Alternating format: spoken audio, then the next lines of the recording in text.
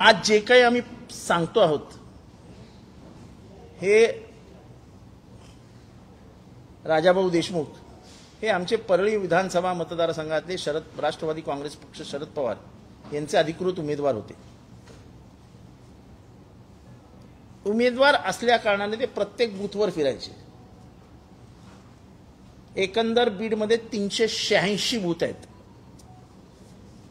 परळीमध्ये, परळी विधानसभा मतदारसंघ।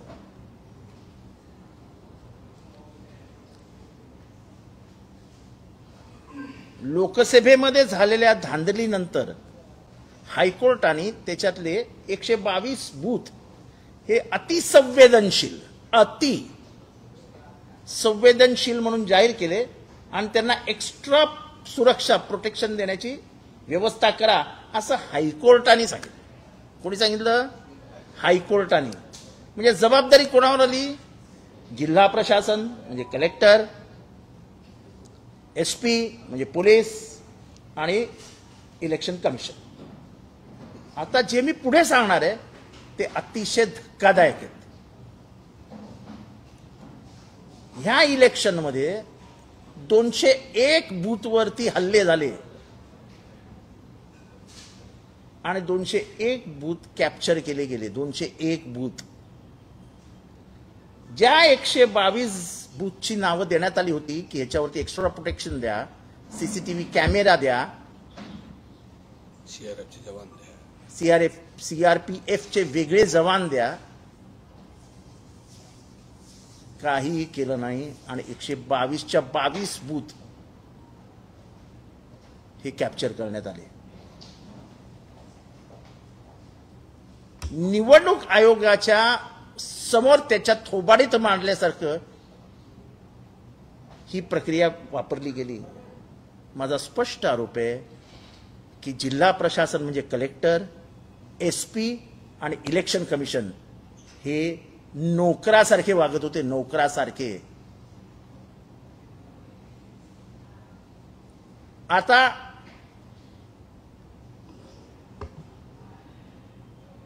ही निवडणूक प्रक्रिया, इलेक्शन बूथ कॅप्चर करणं हे कसं करत होते हे स्वतः उमेदवार आपल्याला सांगते।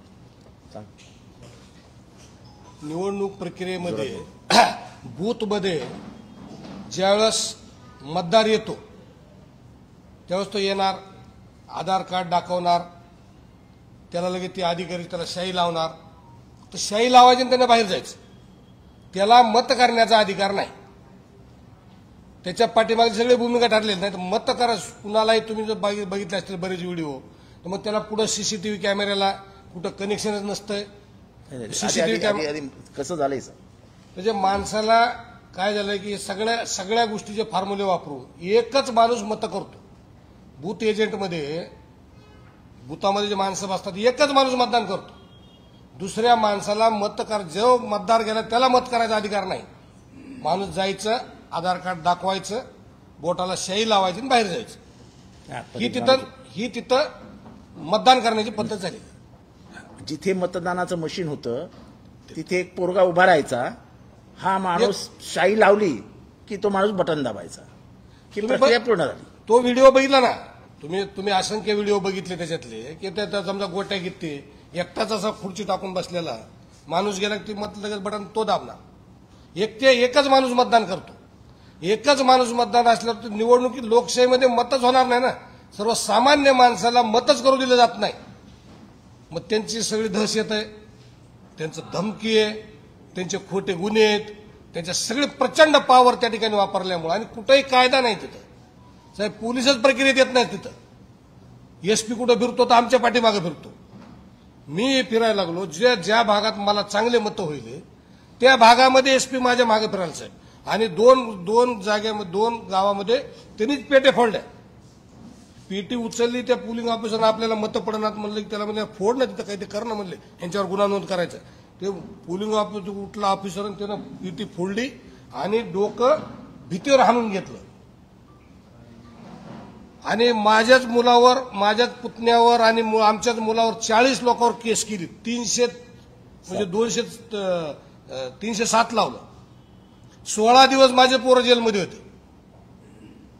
पुन्हा एवढे गौशल्य आणि पुन्हा एवढे एक मोठा आकडा टाकतात पुढला, इतर 40.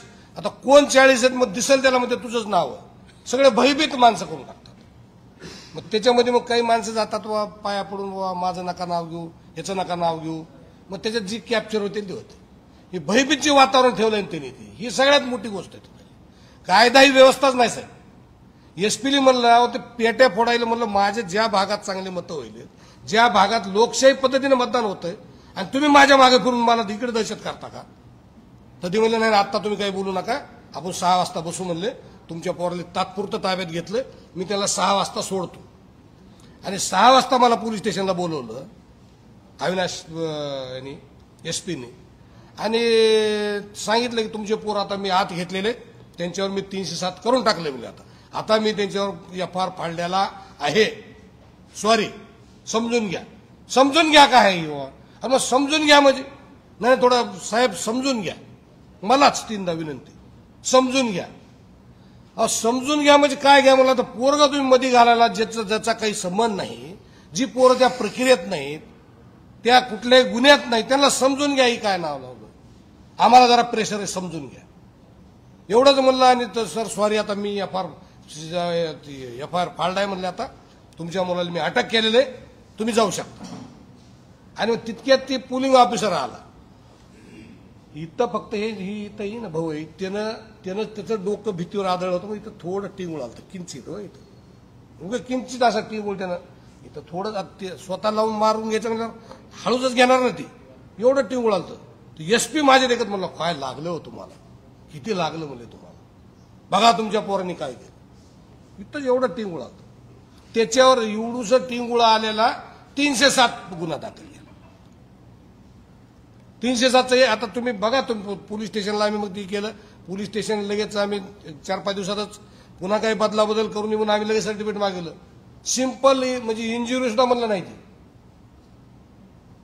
व सिंपल त्यानं ही दिलं.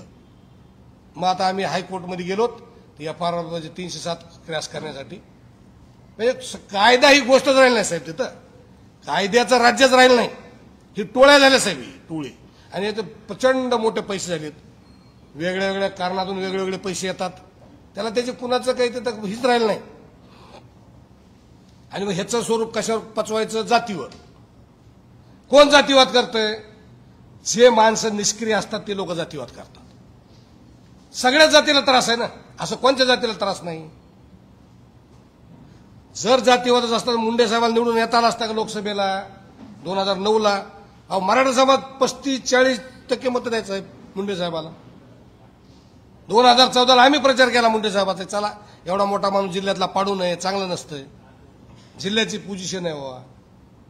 आम्ही जातीवादी असतो, आम्ही प्रचार केला असताना 2014ला ही कुठं होते? धनंजय मुंडे ही सगळी टीम गोपीनाथ मुंडे साहेबांच्या विरोधात होते ना. कुणी मुंडे साहेबाला उद्ध्वस्त करायचा प्रयत्न केला? 2014च्या निवडणुकीमध्ये मुंडे साहेबांच्या विरोधात कुणी आक्रमक प्रचार केला? धनंजय मुंडेंनीच केला ना. मग तवा जातीवाद कुठे गेला? तवा जातीवाद नव्हता का? मग म्हणजे त्या काळात मराठा समाजानं मतदान दिलं ना. जर जिल्हा जातीवादी असता तर गोपीनाथ मुंडे साहेबांचं नेतृत्व वाढलं असतं का? एवढं मतं दिले असते का लोकांनी त्यांना? त्या काळामध्ये अशी अराजकता नव्हती.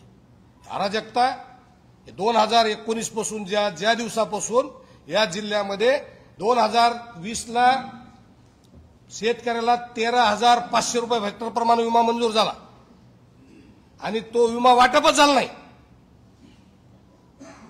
त्या दिवसापासून ह्यांना शेकडो कोटी रुपयेची माया त्या ठिकाणी ती जमा झाल्या सगळ्या या प्रक्रियेमध्ये. कोण होतं त्यावेळेस पालकमंत्री? कोण होतं मंत्री? कुणी विमा वाटप केला नाही, याचा कोण जिम्मेदार आहे? बीड जिल्ह्यामध्ये बजाज अलायन्स कंपनी कुणी आणली पहिल्यांदा? कुणी आणली? ही सगळे या ठिकाणी हा गुन्हेगारीचा प्रताप तिथं सुरू आहे. गुन्हेगारी कुठले जातीवाद नाही ना, कुठल्या एका जातीची नाही ना, काही नाही. गुन्हेगाराला जात नसते.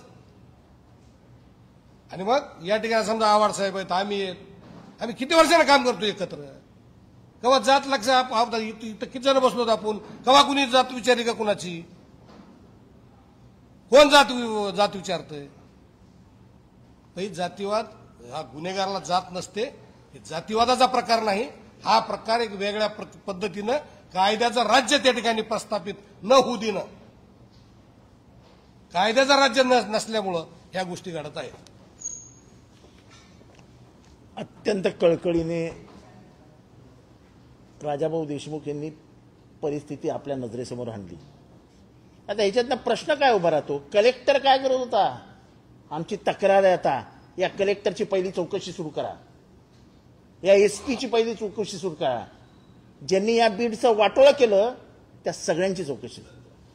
निवडणुकीमध्ये म्हणजे लोकशाहीत जर्मनीमध्ये ईव्हीएम म्हणजे ते मशीनवरती ऑब्जेक्शन घेतलं तेव्हा जर्मनीच्या कोर्टाने सांगितलं काय खरं काय खोटं ह्याच्यात न जाता जर सर्वसामान्य माणसाला मतदान प्रक्रियेवरती संशय आला असेल तर ही प्रक्रिया रद्द करा.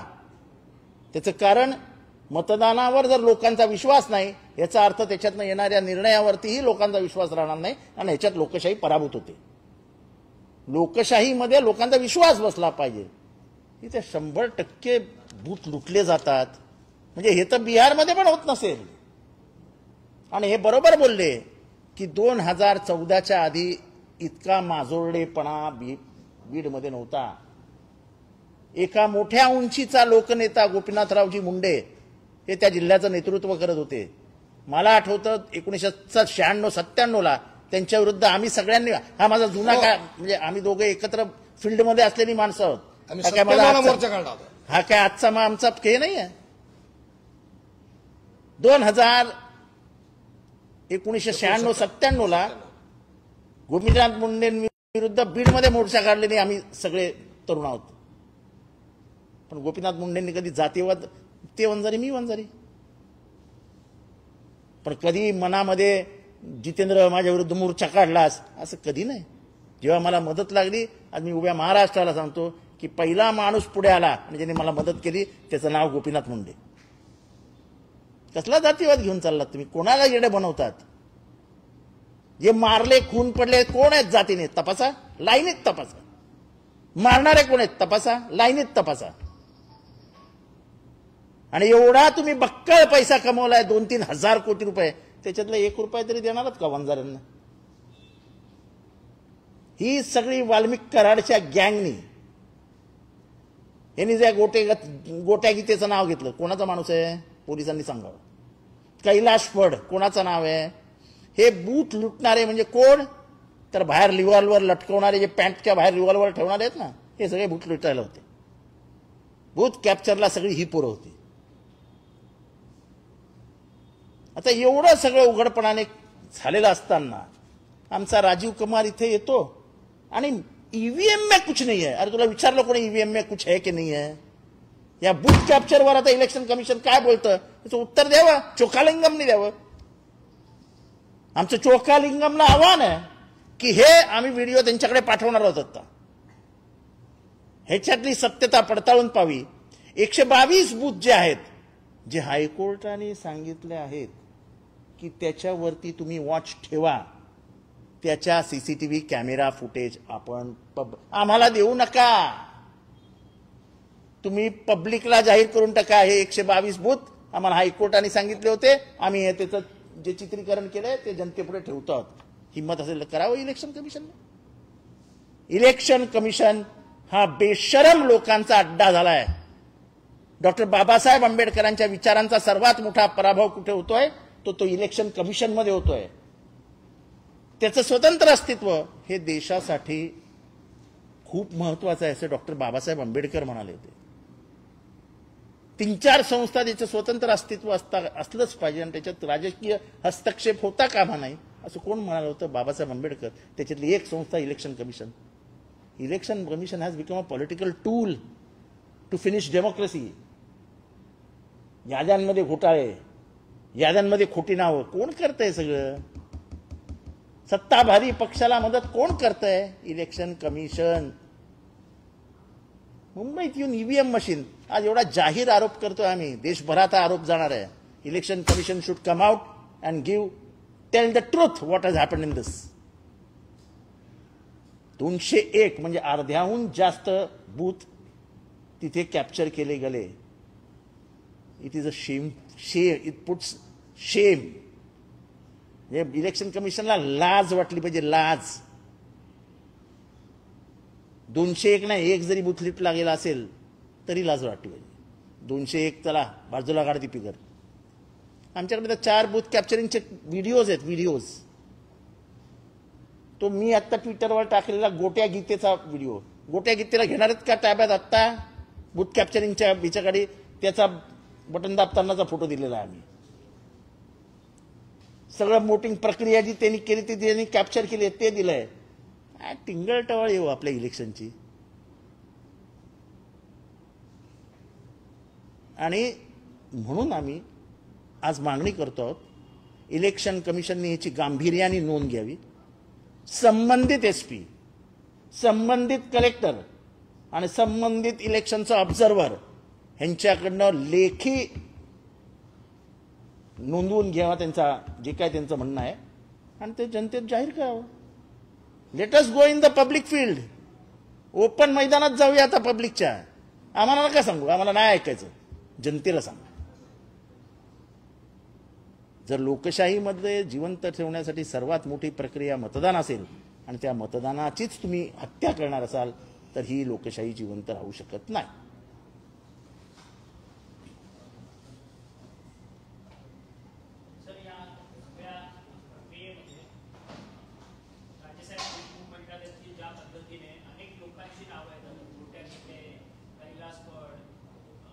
ते रिव्हॉल्वर गँग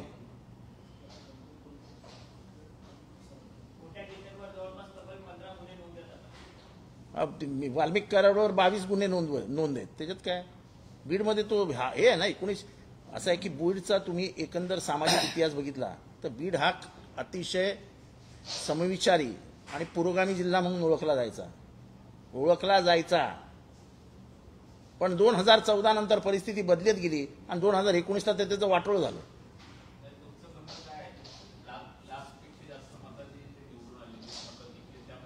आता ते आम्ही पैकीच्या पैकी मताने येऊ शकतात ना साहेब. ज्या पद्धतीने मतदान झालं ना तर पैकीच्या पैकी मतं पडतील ना.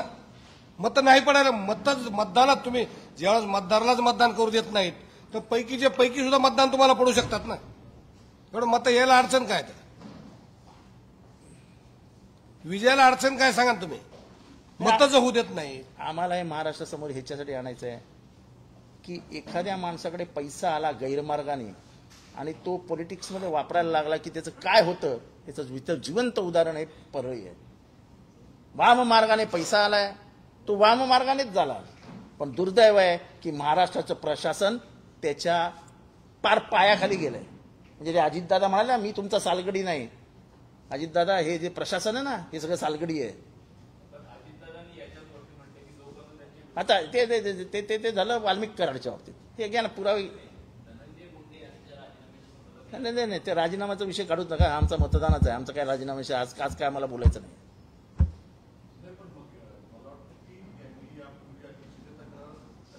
सगळीकडे तक्रार देऊन झालेली आहे. आमचा प्रश्न साधा आणि सरळ आहे. मेलेल्या माणसाचे 1000 ते 1400 मतं बोगस झाले.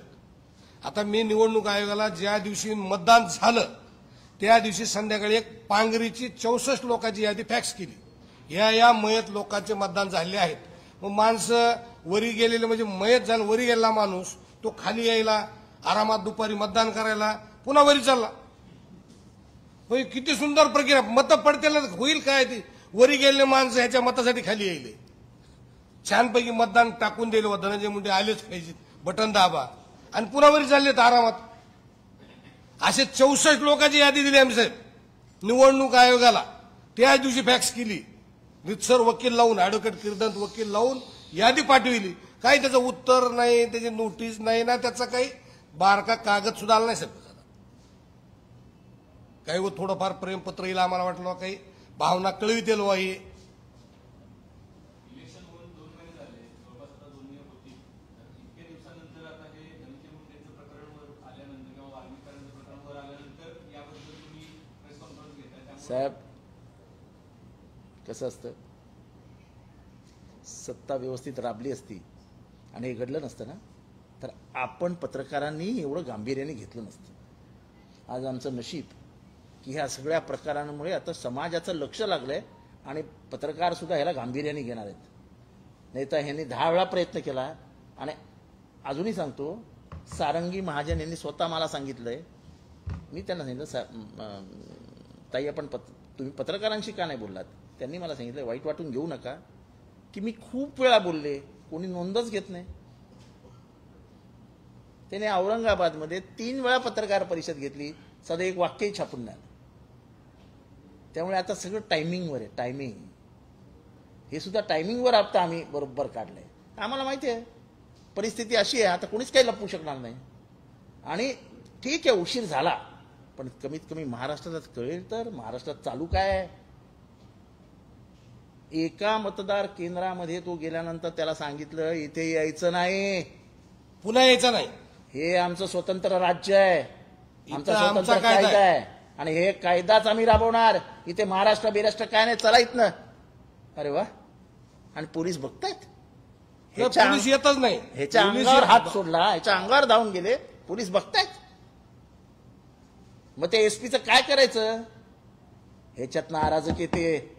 उद्या जर मी भाषा वापरली की तो एसपी असेल तिथे त्याच्या तोंडाला काळं फसलं पाहिजे, लगेच म्हणतील बघा कायदा हातात घ्यायला निघाले. लोकशाहीमध्ये तुम्ही लोकशाहीचा हत्या होत असताना उघड्या डोळ्यांनी बघत असाल तर कायदे हातात घेणं परवडेल. पण तुम्ही तुमचं जोपर्यंत चारित्र्य आणि चरित्र उघड होत नाही तोपर्यंत काहीच फायदा नाही. कोण आहे तो कलेक्टर, कळू द्या ना महाराष्ट्राला. कोण आहे एसपी, कळू द्या महाराष्ट्राला. कोण आहे तो निवडणूक अधिकारी, कळू द्या महाराष्ट्राला. इतक्या उघडपणाने बूथ कॅप्चरिंग होतं आणि त्याचं हायकोर्टाने सांगून जर तुम्ही करणार नसेल तर कोणाचं ऐकणार आहात तुम्ही.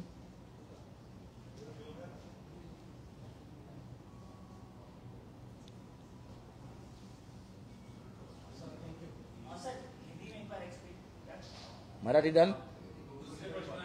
नाही आज ह्याच्याशिवाय काय नाही. नाही नो, ह्याच्याशिवाय मी काही कशावर बोलणारच नाही.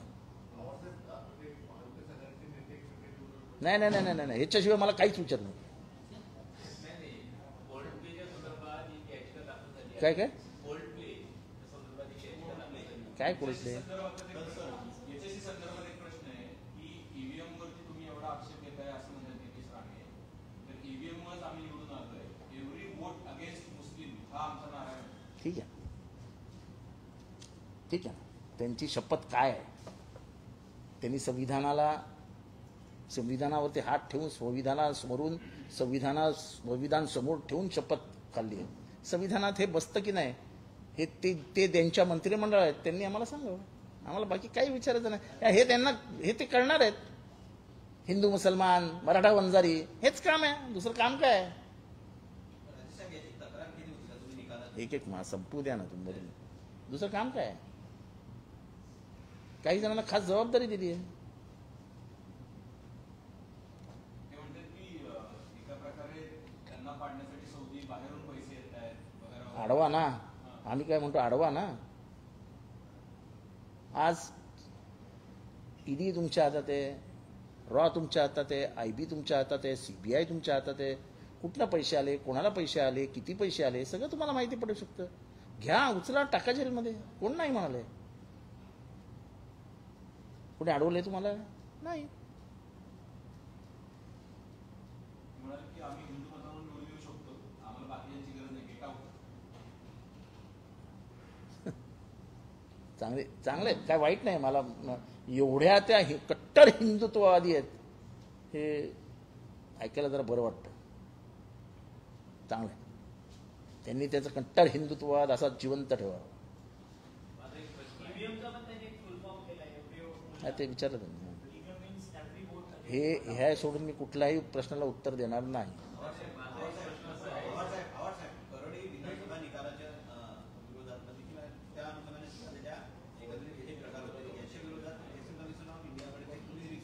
त्याने ऑलरेडी ज्या दिवशी म्हणजे निकाल झाल्यानंतर तिसऱ्या दिवशी जे निवडणूक कमिशन जे मिटिंग घेतं त्याच्यामध्ये मी रितसर सांगितलं की मला रिवोटिंग म्हणजे रिकाउंटिंग नाही, रिवोटिंग पाहिजे. पुन्हा मतदान घ्या. त्या ठिकाणी हे जे बूथ बोगस झालेले आहेत त्याचे आम्ही पुरावे दिले. त्यांना आम्ही ते पेन ड्राईव्ह मध्ये सगळे व्हिडिओ दिले आणि त्यांना सांगितलं आम्हाला रिवोटिंग घ्या ह्याच्यावर. ही आम्ही मागणी रितसर तिसऱ्या दिवशी पोलिंग ऑफिसर बरोबरच ही मागणी केली आहे. आम्ही रीतसर इलेक्शन कमिशनला तक्रार केलेली आहे आणि परत 2 दिवसांमध्ये पूर्ण ड्राफ्ट करून आम्ही इलेक्शन कमिशनला तक्रार करणार आहोत. वेळ आली तर पक्षातर्फे 4 जण दिल्लीला जाऊन राजासाहेब देशमुख यांना घेऊन राजीव जे त्यांचे आत्ताचे अध्यक्ष आहेत इलेक्शन कमिशनचे त्यांना भेटून त्यांना रीतसर त्यांच्या हातात तक्रार देणार आहोत आणि त्यांना सांगणार आहोत की देशातली लोकशाही जिवंत ठेवायची असेल ते बंद करा. हे तुमच्या आशीर्वादाने चालू आहे. हे इलेक्शन कमिशनच्या आशीर्वादाशिवाय चालूच शकत नाही. आणि पहिल्यांदा ते इलेक्शन कमिशनने आज संबंधित कलेक्टर आणि संबंधित एसपीची चौकशी सुरू करा आज. कारण का हे सगळं तुम्ही बघता ना, चोखालिंगम बघत असतील.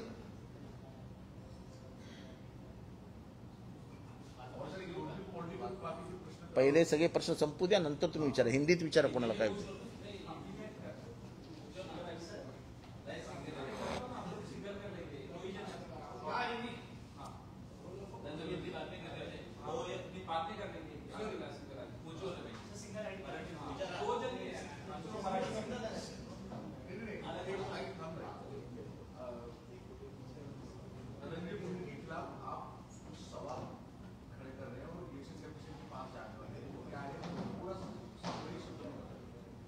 क्या क्या क्या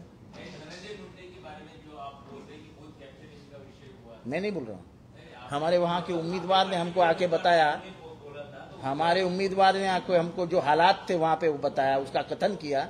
और ये आज नहीं बोला, उसने बहुत दिन पहले बोला था, लेकिन पत्रकार कोई गंभीरता से नहीं ले रहा था. आज हालात कुछ बदले हुए नजर आ रहे हैं तो हम पत्रकारों के नजर में ला रहे हैं कि यहाँ का गणतंत्र बचाने के लिए जो भूमिका हमें लेनी चाहिए वो हम ले रहे हैं. यही बताया ना आपको, आपने सुना. हिंदी में बताइए भाई. नहीं, जो वोटर्स है वो बूथ में आते हैं, उनका वो आईडी दिखाते हैं. आईडी दिखाने के बाद वो पोलिंग ऑफिसर जब उसको ये उंगली को शाई लगाते हैं यहाँ पे और उसको बाहर भेज देते. एक ही आदमी वहां पे वोट करता है, एक ही आदमी बटन दबाता वहां पे. देखो इसकी बात सीधी है. वोटर जाता है, उसका नाम पुकारा जाता है, वो अंदर जाता है, शाई लगाने तक की प्रक्रिया पूरी की जाती है, वो बाहर आता है. वोटिंग मशीन के पास एक आदमी बैठा हुआ नजर आता है पूरे दिन. वो पूरे दिन एक ही आदमी बटन दबाते रहता है. 100 बटन के बाद एक बटन दूसरा दबा देता है, तो ताकि उसको लगता है शक नहीं आएगा. और सही में शक नहीं आया था. अगर ये हालात नहीं होते महाराष्ट्र में बदले हुए तो शायद ये प्रेस कॉन्फ्रेंस को कोई आता भी नहीं. बदले हुए हालात में अब सच्चाई सामने आएगी, ऐसा हमें लग रहा है. उम्मीद पे दुनिया कायम है. हमारी लड़ाई तो संविधान और इस गणतंत्र को जिंदा रखने के लिए है. अगर ऐसा रहा ना संविधान बचेगा ना गणतंत्र, क्योंकि मैं चाहूं उसको वोट गिरवा दूंगा. और हमारे आका बैठे हैं, वाल्मीकि कराड़ की गैंग, रिवॉल्वर गैंग, उसको सिर्फ आदेश दिया जाएगा, भाई ये बुट्टू, ये बुट्टू, ये बुट्टू, ये बुट्टू. वैसा ही हुआ. वैसा ही हुआ, वैसा ही है. हे महाराष्ट्राच्या दृष्टीने भयानक परिस्थिती आहे. आणि अशी परिस्थिती जर निर्माण होत गेली तर लोकशाहीला काय अर्थ आहे.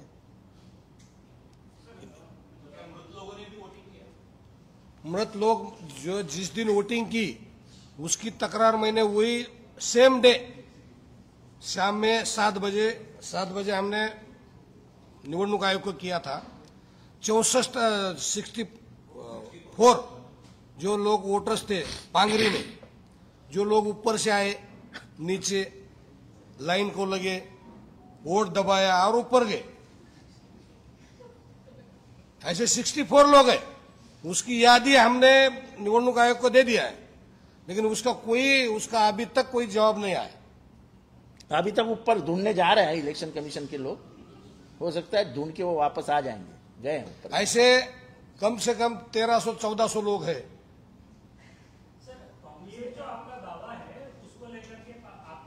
दावा नहीं है, ये प्रूफ है. जरा एक मिनट, दावा नहीं. आप पत्रकार परिषद में देरी से आए हैं तो जरा जानकारी लीजिए लोगों से. हमारा दावा नहीं है, दावा नहीं। हम प्रूफ के साथ बोल रहे हैं। हाँ, और ये really? पहले बताया गया है, आप देरी, आप टाइम पे आते तो आपको पता चलता है। चलो बाद में अपन बात करेंगे। चलो झालं, संपलं हे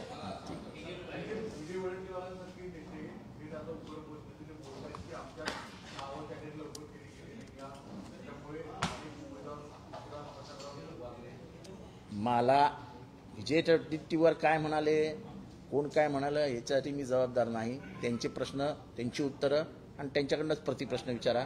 मी कोणाच्याही उत्तरावरती उत्तर देणार नाही।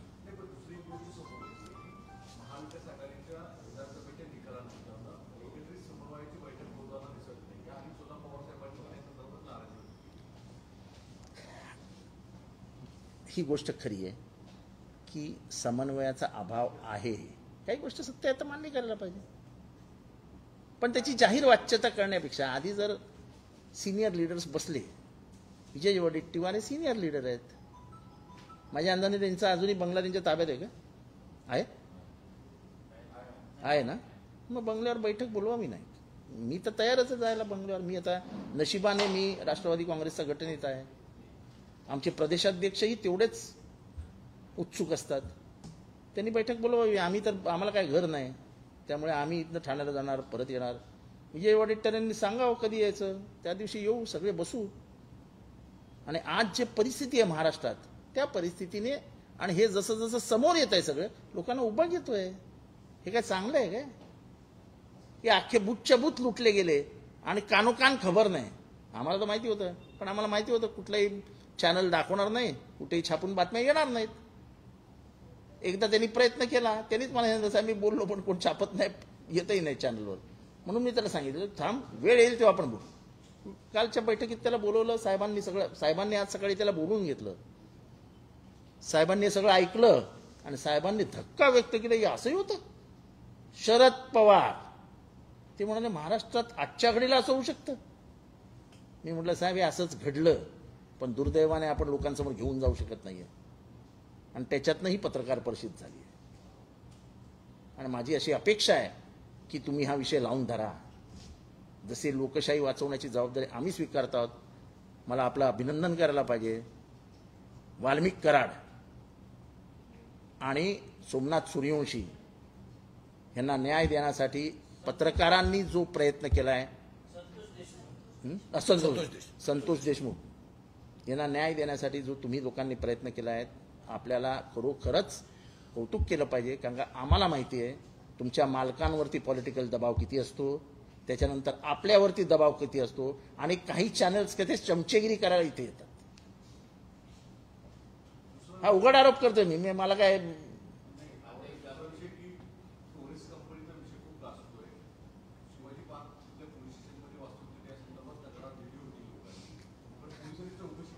मी तुम्हाला सांगतो साहेब, कायदा आहे रिझर्व्ह बँकचा, ह्याच्यावरती माझे 10 कंप्लेंट झालेत। कुठलीही कंपनी, हा कायदा आहे, मी अजिबात इथे तिथे बोलत नाहीये, कुठलीही कंपनी रिझर्व्ह बँकच्या ठरलेल्या व्याजापेक्षा जास्त व्याज देत असेल तर तो कायद्यानेच गुन्हा आहे। मग पोलीस झोपलेले असतात काय? झोपतात? कारण का ह्या ज्या व्याजाने देणारे असतात ना, त्यांची पहिली सेटिंग पोलीस स्टेशनला असते। मी आता 6 महिन्यापूर्वी मुंब्र्यामध्ये एक केस उघड केली। हे टोरेस सारखंच प्रकरण होतं। हे टोरेसवाले सगळे एकत्र येऊन माझ्याकडे झाले होते, पण मी ह्या गोंधळात बिझी झाल्यामुळे मी त्याच्यात गेलो नाही। आणि असं महाराष्ट्रात आतापर्यंत 100 जणांनी लुटलंय। कारण का याचं गांभीर्य कधीच पोलिसांना समजलं नाही। कारण का याच्यात मरतो तो सर्वसामान्य माणूस, पैशाच्या नाही। मला 1 लाखावरती 40,000 जातात लोक, आमिषाला बळी पडतात। घरदार लुटलं जातं, त्यांना एजंट बनवलं जातं की तुम्ही पैसे घेऊन या, तुम्हाला एवढे मिळतील, तुम्ही वाटा पुढे। अत्यंत गरीब घरातल्या बायका वणवण फिरून लोकांना पटवून हे करून ते करून पैसे घेऊन येतात। डुबली की लोक त्या गरीब माणसाच्या घरी लाईन लावतात की तुम्ही पैसे द्या आमचे। तो कुठनं पैसे देऊ शकत नाही, त्याच्यातनं किती आत्महत्या झाल्या आहेत याची चौकशी करा. मी हे सगळं उघड्या डोळ्यांनी बघतोय. पोलीस गांभीर्याने घेतच नाही कधी. जर रिझर्व्ह बँकेने हा कायदा केलेला आहे तर हा पोलिसांना माहीत नाही? पोलिसांच्या समोर कंपन्या असतात, पोलिसांची गुप्तचर यंत्रणा असते. एक प्रत्येक पोलीस स्टेशनला एक नेटवर्क असतं ना, त्याला काय DB काहीतरी म्हणतात, डिटेक्शन पिटेक्शन काहीतरी. त्यांना सगळ्या खबरी येत असतात ना, इथे हे चालू आहे तिथे येत नाहीत खबरी. येत नसेल तर पोलिसांचं फेलियर आहे. असेच लुटले जातील लोक.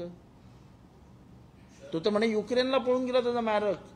हे काय सेटिंग आहे बघा, युक्रेन.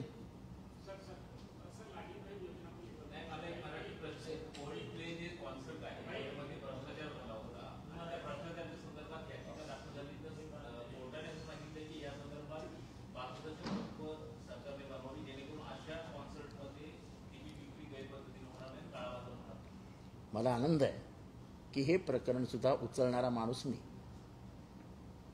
हे आपल्याला माहिती आहे ना. कारण का पहिल्या 10 मिनिटातच तिकीट संपली होती. तेव्हा अनेक तरुणींनी मला सांगितलं, साहेब तिकीट पाहिजे, तिकीट म्हणजे. अहो कसं संपू शकतं 10 मिनिटात तिकीट? मग जेव्हा शोध घेतला तेव्हा कळलं की भलत्याच कंपनीने तिकीट घेतलेली असतात, त्याच कंपन्या परत ऑनलाईनवर येतात, त्याच कंपन्या परत एक रुपयाचं तिकीट 100 रुपयाला विकतात आणि चालू असतं. आपलं लक्षच नसतं कशावर. मला आनंद आहे की कमीत कमी आमचं कोणीतरी ऐकतं, हायकोर्टाने तर ऐकलं का. आम्ही काय सांगितलं की टिंगल-टवाळीच करण्यात येते तिची. जितेंद्र आव्हाड बोलले ना, ते काय गांभीर्याने घेऊ नका. हे असं गांभीर्याने हायकोर्टाने घेतलं. हे गांभीर्याने घेणार की नाही एवढं आमच्या सरकारने आणि इलेक्शन कमिशनने आम्हाला सांगावं. हे गांभीर्याने घेणार की नाही सरकारने आम्हाला सांगावं. लोकशाही वाचवणार ना सरकार. त्या SP ला सस्पेंड करा, त्या कलेक्टरला सस्पेंड करा. एवढं गंभीर प्रकरण आणलंय आज आम्ही महाराष्ट्राच्या समोर.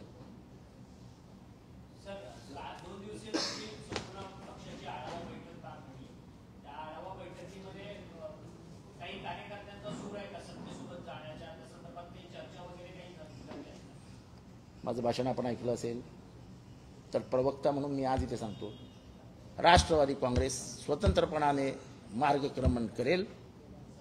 कुठलाही हेतू नाही, कोणाबरोबरही जाण्याची इच्छा नाही, हेतू नाही. हे स्पष्टपणाने काल सांगण्यात आलेलं आहे. आणि अधिवेशन संपल्यानंतर पक्षाचा राष्ट्रीय सरचिटणीस म्हणून मी इथे स्पष्टपणाने सांगतो, आमची कोणाबरोबरही जाण्याची तयारी नाही, इच्छा नाही आणि मानसिकता नाही.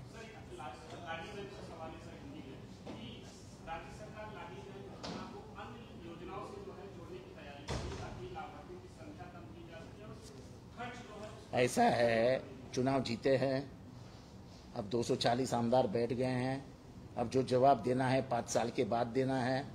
तो अब लाडली बंद भी कर दी भी गई, कौन पूछने वाला है? पर उनको लगता है कोई पूछेगा नहीं. आज हम कहते हैं कि तुमने अगर हमारी एक बहन को भी पैसा देने से इनकार कर दिया तो हम हमारी बहनें लेके मंत्रालय में घुस जाएंगे.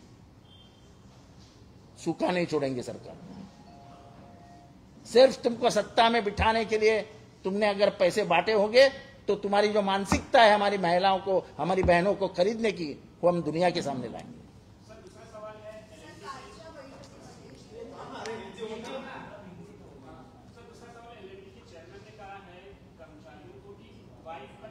देखो ऐसा है, मैं एक गंभीर विषय पे पत्रकार परिषद ले रहा था और ले रहा हूं. मुझे इन सवालों का जवाब नहीं देना है. मैं इसके लिए मांगता तो आपको कल मिलूंगा, लेकिन ये वोटिंग के बारे में अगर सुना है आपने, में कहा है तो वो पहला लो. बाकी कोई सवाल का मैं जवाब नहीं दूंगा.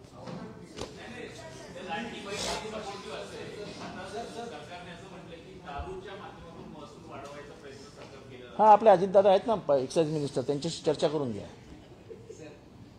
एक्साइज मिनिस्टर ते आहेत ना, माझ्याशी चर्चा करण्यापेक्षा त्यांच्याशी करा ना. कारण का तेच अर्थमंत्री आहेत आणि तेच दारूबंदी काय ते जे काय मिनिस्टर आहेत, तर त्याचं लिंक डायरेक्ट त्याच मिनिस्टरशी लागतं ना. मी काय बोलू शकतो त्याच्यावर?